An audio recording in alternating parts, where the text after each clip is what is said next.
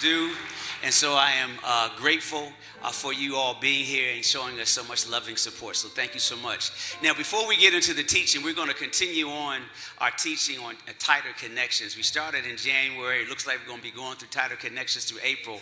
But as I was talking about what we were sharing with the couples at our monthly fellowship, I work with Rhonda Green, and some of you know Miss Green, and some of you don't. Miss Green, she heads our funeral department, amen. And so y'all go show some love for that, because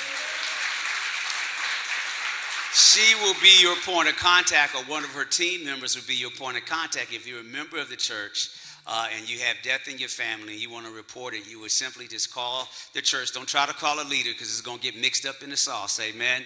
Call the church at our main line. Let them know that you're a member of our church.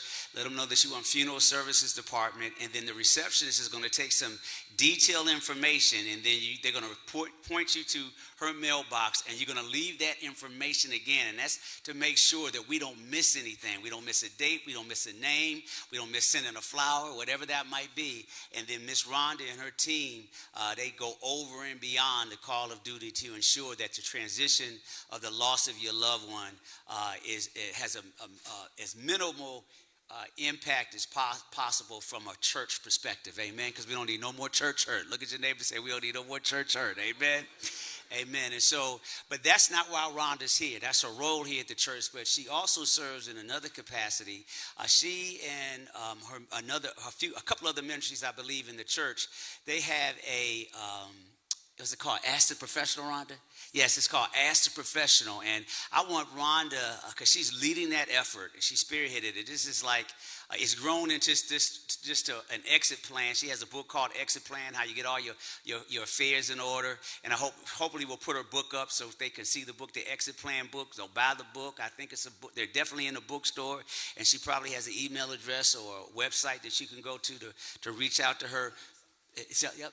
And Amazon, and on Amazon. And but she, from the Exit Plan book, which helps you get all of your affairs in order, makes you think of the questions you don't want to think of. But, you know, having done funerals for the last 10 or 12 years as one of the ministers on staff here at the church, one of the most painful conversations we have is when a family member, a spouse who leaves unexpectedly, doesn't have their affairs in order. And that leaves drama and stress to the family, from trying to find where insurance policies are to figuring out there's a whole nother family that the process didn't know about. And now you got to split assets.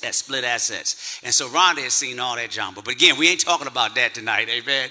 And so, Rhonda, can you talk a little bit about the Ask the it's on. Yeah, Ask the Professional, and why it's so important for couples to participate in that event, and let them know when the event is going to be. Okay, so listen.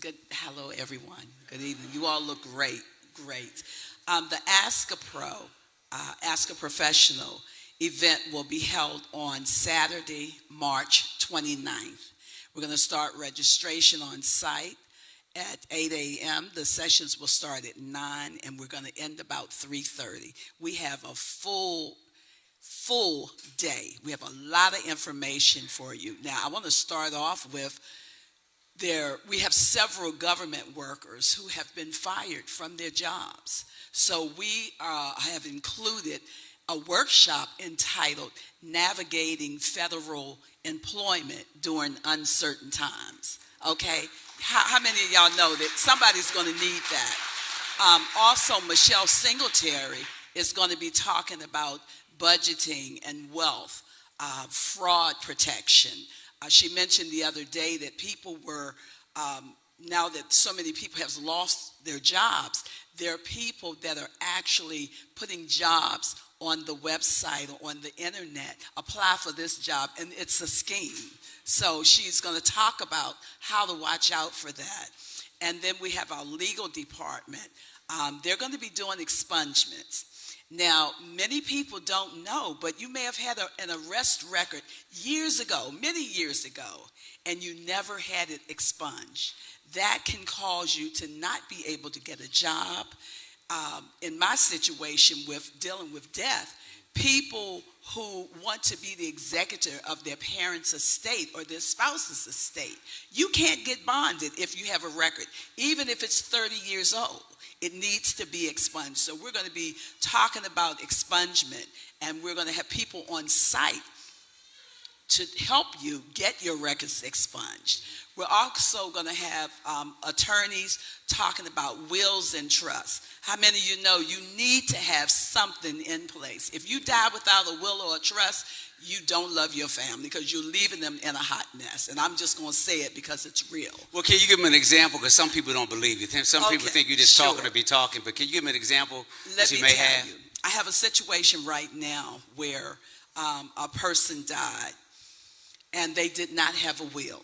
They own multiple properties, multiple vehicles, multiple bank accounts, and it is a hot mess because there are several children, spouses. It's just a hot mess. And so what's going to happen is everyone's going to have to go to court. We can't even get the funeral arrangement started until you go to court to see what the judge has to say. So when I say if you don't have your affairs in order, it leaves a hot mess, trust me, it leaves a hot mess. Amen, amen, amen. And is anything, because she's just here just for a brief time, is there any, if somebody still might be on the fence, you said it was a hot mess, you say you need to leave your affairs in order. What if you have that stubborn person says, I'm just going to leave it to God? What would you say to them? Listen, you get your stuff in order. But when you have a spouse, and there are some that just don't want to do it, then you need to go and look to see if your name is on the deed to the house and make sure the ex-spouse's name is not still on the deed. And if it is, you need to start taking some steps now so that you will have a place to live when your spouse leaves here. But if your spouse is not willing to take the steps to get the affairs in order, you take the steps. You start making sure you're the beneficiary. And if not, then you just kind of knock them upside the head and say, hey, you need to sign these papers right now. You know, don't leave me penniless. Don't leave me homeless. But you have to, the key thing, Reverend Skip, is you got to have a conversation. You got to talk to each other. And the same thing for your adult children. You got to talk to them. Amen. Well, thank you so much, Miss Green. Show Miss Rhonda some love.